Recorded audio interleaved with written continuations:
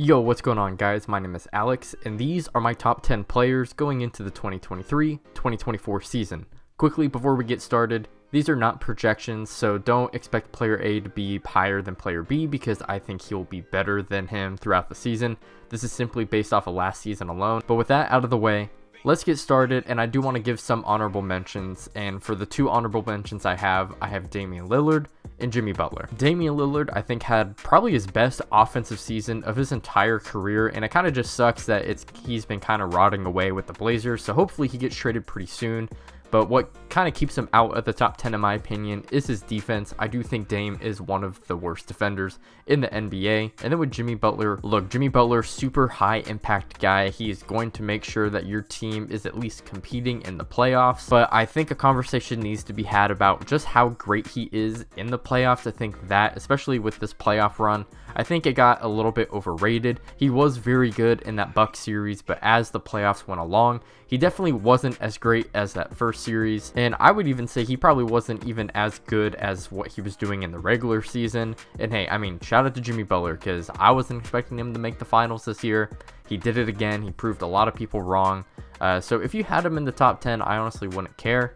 But he's my honorable mention. Now, moving on into the number 10 spot, and I have LeBron James. Look, LeBron, very good player. Obviously, he's in the top 10. He's still one of the better passers, one of the better playmakers in the league, and I think he is still a very good scorer. However, when it comes to his defense, that is a little bit of a question mark to me. I think the inconsistencies that he has on that end definitely holds me from putting him any higher. And when we did get into the playoffs, his three-point shooting just was awful, and even in the regular season he wasn't that great as a three-point shooter as well. I think LeBron's finishing ability has definitely taken a step down as well. Still pretty solid, but obviously not where it was in his entire career. And hey, LeBron is just getting old, and I think at this point we just need to actually be truthful with ourselves and just kind of realize that LeBron just can't be the best player anymore. He has taken a step back from what he originally was, even in just the past 1 or 2 seasons. And if you wanted to give him a break and say, you know, he had that foot injury and that was kind of what was halting him, I would totally understand that.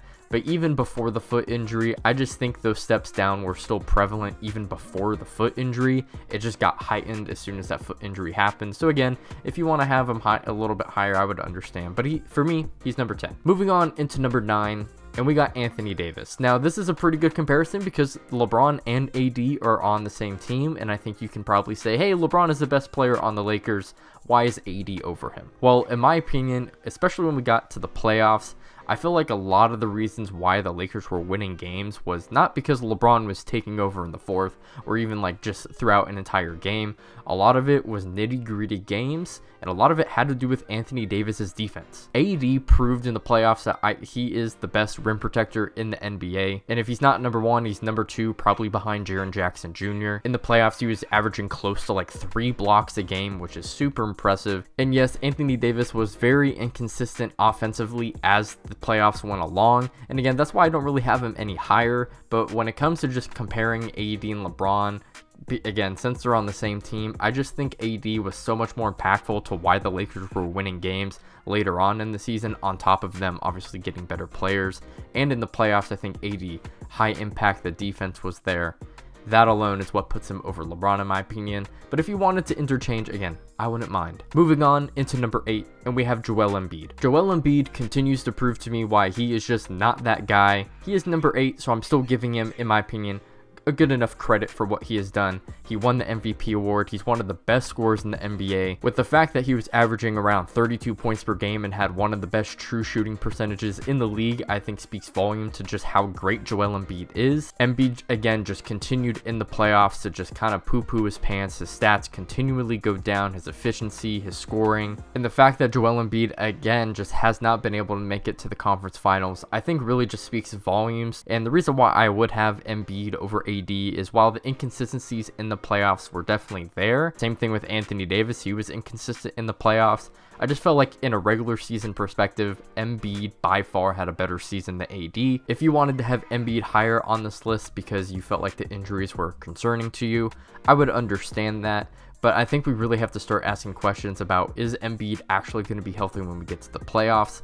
And in my opinion, I just don't know. So I'm giving Embiid the benefit of the doubt. Moving on into number 7, and we have Kevin Durant. Kevin Durant had one of his most efficient seasons in his career, and honestly might have had one of the most efficient seasons by a player in the NBA ever. He shot 56% from the field, 40% from 3, and 91% from the line. And defensively as well, I do think Kevin Durant does get slightly underrated. I think he does bring a lot of rim protection, especially as a help side defender, that I think a lot of people don't really realize, especially since KD has gotten older and the injuries are starting to pile up as well. And KD as a passer and playmaker, I think continues to show improvements, but truly what doesn't put him any higher, again, in my opinion, is his playoff translation. When we got to the playoffs, yet again, his stats did take a step down, and the reason why I would have him over Embiid is that I just don't think the playoff translation was as bad, and I would also say as a passer and playmaker, better than Embiid as well. But Kevin Durant, I feel like a lot of people would probably think he might be a little bit higher, but kind of the same thing with LeBron. It's getting to the point we're kind of seeing him tail off, and you know, and that's no disrespect. I think it just is what it is.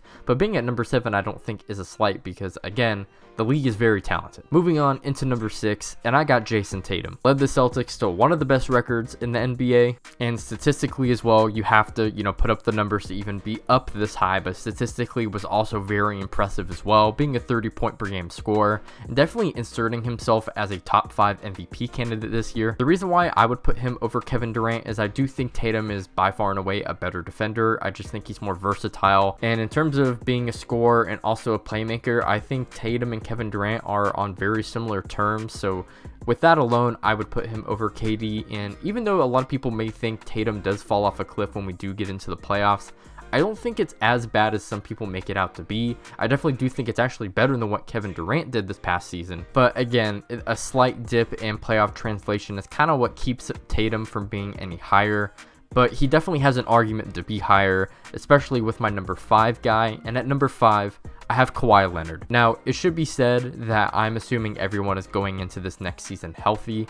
And with that being said, we have no idea what could happen to Kawhi. He could randomly just get a foot or ankle injury and be out for the beginning of the season, but I would like to assume that that doesn't happen. But even though Kawhi started off the season very slow, and there were legitimate questions about him actually playing last season, once we got into this calendar year, Kawhi Leonard virtually became a 27-28 point per game scorer on some very solid efficiency, which is about what he does when he is healthy. And when we did get to the playoffs, again, Kawhi was on an absolute tear. He was giving you almost 35 points per game on 54% from the field, 60% from 3. And if he was able to stay healthy in that Suns series, I think there was a legitimate probability that the Clippers actually won that series. Again, I'm saying that going into this next season with everyone healthy, I think Kawhi is a top 5 player. If you're not comfortable with putting him here or even including him on a list at all because of his injury concerns, I would totally understand. But just based off my understanding of what we're going into this next season,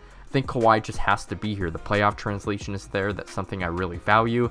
And even when he was starting to get healthy, he showed to be a top 5 level guy. And game for game, I think Kawhi and Tatum are on very similar tiers. So even with this being said, if you felt like Tatum was better than Kawhi, and even if you didn't care about the injuries, I wouldn't mind you having Tatum over him.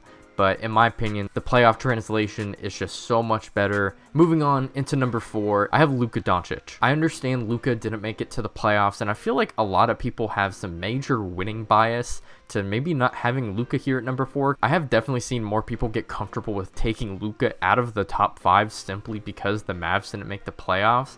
But based off what we've seen in the past seasons when the Mavericks do make the playoffs, again, the playoff translation is there, and especially when we go back to 2 seasons prior when they made the Western Conference Finals, I don't think a lot of us really expected that to happen. Luka is also one of the best playmakers, passers, scorers, one of the best offensive players in the league. And yes, while I do want to see more defensively, I think that's what holds him back from really making it any higher. I think his offense alone and playoff translation would put him over someone like a Kawhi, even though Kawhi is a better defender. I just think offensively the gap is huge. So with that alone, I have Luka here at 4, and I don't really see an argument for why he would be lower or higher. Moving on to number 3, and I have Steph Curry. I think we're all familiar with Steph Curry's game. He is the best three-point shooter we have ever seen. He continues to bend defenses whenever he steps onto the court. His off-ball impact, his improvements as a defender, one of the most underrated rim finishers in the league, continuing to be a really great passer as well, something that's also underrated in my opinion. If Jokic wasn't in the league, I think Curry is the best offensive player in the league.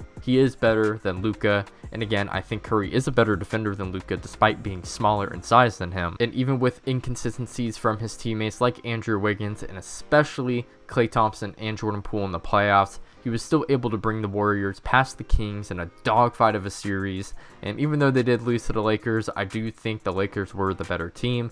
So I didn't really have the Warriors winning that series. I'm not going to hold that against him. But Curry throughout the playoffs played phenomenal. The playoff translation is there. And I just think overall as a player, like if we're just looking from offensive game to offensive game, he's better than Luka. And I think he's a better defender. So with that being said, I think Curry is here at number 3. Moving on into number 2, and I have Giannis Antetokounmpo. Giannis continues to prove that he arguably has the case to be the best player in the NBA, but what really holds him back, in my opinion, from being that best player is that I feel like this last season, he really took a step back from being a mid-range shooter, and while he's never really been that great of a mid-range shooter, when we look back at that 2022 season, Giannis, even though again it wasn't that great, I think he was at a point where defenses really had to respect his mid-range shot, and at this point, he really isn't getting anything outside of the paint.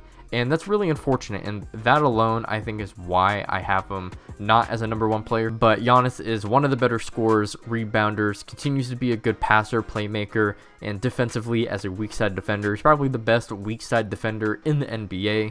A great rim protector. Despite his inconsistencies, I guess you could say, in the playoffs, I think he needs to be here at number 2, and he does have a good argument with number 1, but at number 1, I have Nikola Jokic. The biggest question with Jokic was, can he do what he does in a winning fashion? And in terms of winning, can he win a championship? And obviously this year, it finally happened. Now, I was never one of these guys that said Jokic can only be proven if he wins a championship. I think just in the past 2 seasons alone, the 2 MVP years, he proved that he has an argument to be the best player in the NBA. But what I personally had to see was, can his defense hold up in the playoffs? And from what we saw, I think he is not a bad defender that everyone was making him out to be. Now, don't get me wrong, he still does have his weaknesses. I do think he is not that great of a defender in terms of guarding in space.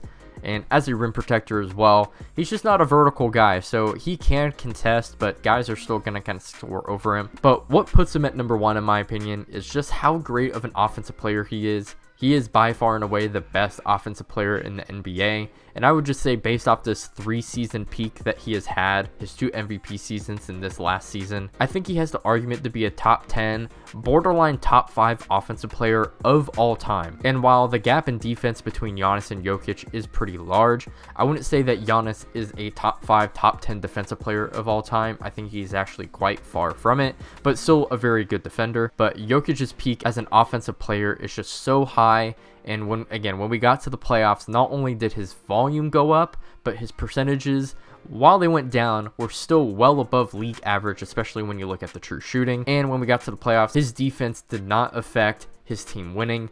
They quite frankly just dominated everyone that they played. So based off, again, last season alone, going into this year, everyone healthy, I think Jokic is the best player in the NBA. Well, those are my top 10 players going into next season. Let me know down below what y'all think. If you enjoyed the video, make sure to like and sub. I'm trying to get to 1,000 subs by the end of the year, so it means a lot. You can check out my socials down below in the description. You can also check out this video somewhere on the screen where I went over my top 10 centers video. Anyways, I'll see you on the next one. Peace out.